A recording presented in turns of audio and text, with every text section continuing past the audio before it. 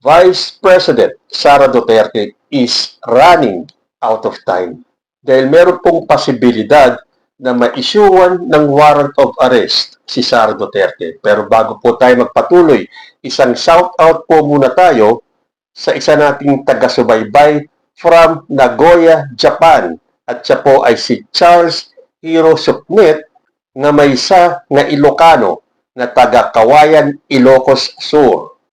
Kay Charles Hiro Supnet, konnichiwa. Okay, meron po kasi mga kumakalat na mga bali-balita. Hindi natin alam kung totoo o hindi dahil alam niyo naman sa panahon po ngayon ng AI at ng mga fake news, ang dami pong klaseng mga balita na kung hindi natin susuriin, baka ma-fake news tayo. Tulad na lang po nitong isang balita nagsasabing VP Sara Duterte humiling ng closed-door meeting kay PBBM.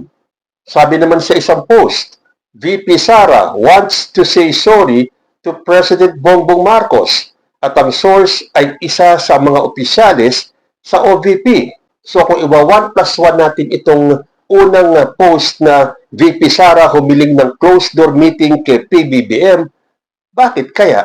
Akala ko ba irreconcilable na sila? Hindi ba mayroong statement si Sara Duterte dati na they have reached the point of no return? Na ang kanyang ibig sabihin ay hindi na sila magkakaayos ni President Bongbong Marcos. Bakit ito? Humiling di umano yung isang staff ni VP Sara kay President Bongbong Marcos na mag-meeting sila or ng closed-door meeting with VP Sara. At yan kaya ay para humingi siya ng sorry kay President Bongbong Marcos. Si Sara Duterte magsosorry kay President Bongbong Marcos. Ito parang mahirap paniwalaan. Sa yabang at taas ng ere ni Sara Duterte, hindi niya to gagawin. Nabababa para humingi ng sorry kay President Bongbong Marcos at para humingi ng isang closed-door meeting. Matapos ng lahat ng paninira ni Sara Duterte, ang lakas ng loob ng humingi ng closed-door meeting. So para sa akin lang, hindi gagawin ni Sara Duterte yan. Sobrang taas ng tingin ni Sara sa sarili niya. And she thinks she is above the law. So ano magiging dahilan niya para humingi ng closed-door meeting kay PBBM at humingi ng sorry? Ito kaya ay dahil din sa napipintong paglabas ng warrant of arrest sa kanya? Ito mukhang pwede kong paniwalaan. Dahil sabi po dito, kampo ni VP Sara, hiniling na ipagpaliban ang posibleng arrest warrant. Basahin ko po yung balita. Hiniling ng kampo ni Vice President Sara Duterte sa Quezon City RTC na ipagpaliban ang posibleng pag-issue ng arrest warrant habang dinidinig ang kanilang motion to quash na kumu-question sa jurisdiksyon ng korte sa 3 bilang ng grave threats laban sa Vice Presidente.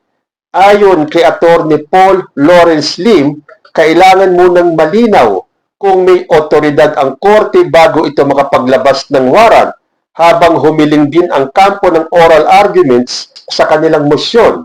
Dahil hindi nga ba sinampahan ng 3 kaso ng grave threats itong si Sara Duterte?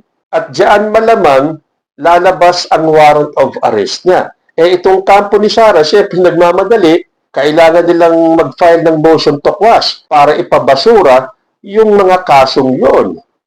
Pero, nung isang araw lang, may nabasa akong post galing sa kampo ni Sara Duterte na yan daw mga grave threats na kaso niya ay handa naman daw niyang harapin. Maniwala tayong handang harapin ni Sara Duterte yan. Kung handa siya, bakit kailangan mag-file ng motion to quash? Bakit pinapabasura? Handa pala At kailan ba naging handa si Sara Duterte? Paano natin paniniwalaan yung sinasabi ng kampo niya na handa siyang harapin ito? Kung yung impeachment niya, hindi niya maharap Kung yung mga hearing nga sa House of Representatives kung saan pinagpapaliwanag siya, kung saan niya ginastos yung confidential funds, hindi niya sinisipot. Yung mga sabpina sa kanya ng NBI, pinuntahan ba niya? Di ba hindi? Tapos sasabihin na naman ng kampo nitong si Sara Duterte na handa si Sara Duterte na harapin yung kanyang mga kaso. Itong impeachment, hindi niya maharap Yan pa kaya? So, siyempre, ang kampo ni Sara is desperado na. Kailangan nilang maisalba si Sara Duterte. Kaya ang kanilang panlaban, ayon dito sa Manila Bulletin, sitting VP cannot be criminally prosecuted while in office, sabi yan ng Duterte camp. Counsel says, motion to quash raises constitutional questions that could affect other impeachable officials. For the legal camp of Vice President Sara Duterte, a sitting Vice President cannot be criminally prosecuted while in office, as it urged the court to hear oral arguments on her motion to quash the grave threats cases filed against her. Sabi pa ng kampo niya, maaaring kasuhan pero hindi habang nakaupo. Yan po ang kanilang iginigiit dahil daw sa lack of jurisdiction, kaysa ganito, kaysa ganyan. Pero siyempre, yun ang kanilang idadahilan para hindi matuloy yung pag-release ng warrant of arrest. Very possible yan. Pag hindi sila nanalo dito, kapag hindi pinagbigyan ng korte yung kanilang motion to quash, posibleng warrant of arrest na ang susunod. So, kaya nga siguro, kumakalat yung balita na gusto daw makipag-close door meeting ni Sara Duterte kay President Bongbong Marcos at humingi ito ng sorry. Para doon sa closed door meeting, well, para sa akin may konting posibilidad yon. Pero yung hihingi si Sara Duterte ng sorry kay President Bongbong, ay nako, totoo man yan o hindi. Marami ang nagsasabi, dapat si President Bongbong will not give in. Dito na naman sa kapritsyo ni Sara Duterte. Huwag po tayo mag-alala dahil nakakasigurado ako, President Bongbong, after sa lahat ng ginawa ni Sara Duterte sa kanya, mapatawad man niya si Sara Duterte pero tuloy ang mga kaso ni Sara. At itong sinasabi ng kampo ni Sara na a sitting VP cannot be criminally prosecuted while in office. Dahil ang sabi pa nga ng iba may impeachment so hindi po pwede yan. Pero kung pag-aaralan po natin, iba po yung impeachment court at iba po yung mga criminal courts na yan. At hindi ba talaga pwedeng hulihin ang isang sitting vice president? Sabi po dito sa nabasa ko, yes, the vice president of the Philippines can be arrested or subjected to criminal proceedings because they do not possess presidential immunity from suit. Hindi nga ba? Presidente lang po ang immune sa mga kaso. Maliban po kay President Bongbong Marcos, wala na. Not even the Vice President. So kung ito ang pagbabasihan natin, pwede pong maaresto si Sara Duterte dahil siya po ay walang immunity. Hindi po katulad ng ating presidente. And I'm sure alam yan ng kampo ni Sara Duterte. Kaya nga siguro humihingi sila ng closed door para aregluhin kung ano ang dapat aregluhin kay President Bongbong Marcos. Pero I think masyado na pong late. Too late na talaga, Sara Duterte. Kung totoo man na gusto nyo mag-sorry, kung gusto nyo talagang humingi ng closed door meeting, hindi na po mapagbibigyan yan ni President Bongbong Marcos. Kasi para kay PBBM, pabayaan umusad ang due process. At pag napatunayan ni Sara Duterte na wala siyang kasalanan tulad ng ginigiit ng kanyang kampo, well and good, makakalaya siya. So, anong kinatatakot ng kampo ni Sara? Di ba lagi niyong pinagmamalaki, pinagyayabang na handang harapin ni Sara Duterte ang mga kaso niya. Di ba sinasabi pa ng kampo niya na kailangan daw sa proper forum. Hindi daw tulad dun sa House of Representatives lang na parang mini trial ang nangyayari. Pero yan po, pinatunayan na ng korte na hindi po mini trial yung nagganap dyan sa House of Representatives. So bakit nga ba walang immunity ang Vice President? Sabi po kasi dito, under the Philippine Constitution and legal precedent, only the sitting President enjoys full immunity from criminal and civil suits during their tenure. Sinasabi ng mga DDS, paano yan? Impeachable officer si VP Sara. At para sa kanila, yun na ang taming way para mapaalis sa pwesto si Sara Duterte. Although sabi naman po dito, the Vice President can be removed from office through impeachment.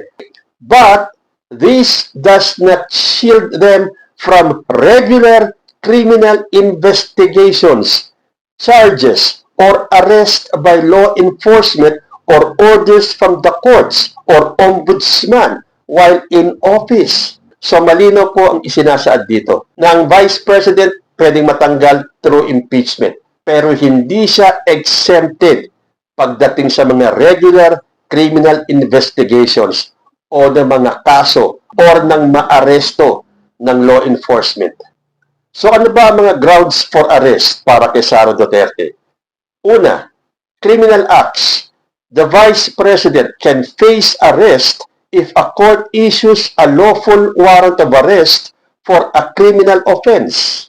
Pangalawa, in flagrante delicto. Like any citizen, they can be arrested without a warrant if caught committing a crime in the presence of an arresting officer.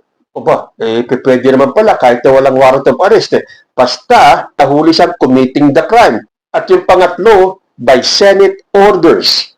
The Senate also holds inherent powers to order the arrest of individuals, including high officials, under specific internal rules, such as failing to honor summonses or subpoenas during proceedings like an impeachment trial. So, kung magpapatuloy pala itong si Sara Duterte na hindi sisipot sa impeachment trial at siya ay pinasabpina at siya ay hindi sisipot, meron palang powers ang Senado para siya ay ipa-aresto. So kung ang ginigiit ng kampo ni Sara Duterte na hindi siya pwedeng hulihin habang siya ay in office or habang siya ay vice president pa, dahil siguradong hindi titigil itong kampo ni Sara Duterte na ipaglaban ang tingin nila ay tama. Tama naman eh. Hanggat sa tingin nila ay tama, di ipaglaban. Dahil dito nga sa impeachment trial hirap na ang mga abogado ni Sara Duterte na ipagtanggol siya to the point na kailangan na magsinungaling ni Atty. Sheila Sison habang pinagtatanggol yung kanyang co-associate, si misleading, di ba? Paano dito sa criminal court? Na posible talaga na ma-issuean ng warrant of arrest si Sara Duterte. So, alin kaya sa tatlong lumalabas na balita ang totoo? Yung gustong makipag-usap ni Sara Duterte behind closed doors, yung hihingi ng sorry si Sara Duterte kay President Bongbong Marcos, o yung posibleng ma-issuean ng warrant of arrest si Sara Duterte? Kayo po, ano sa tingin ninyo? Comment lang po down below and I will see you in my next video. Diyos te Aguina.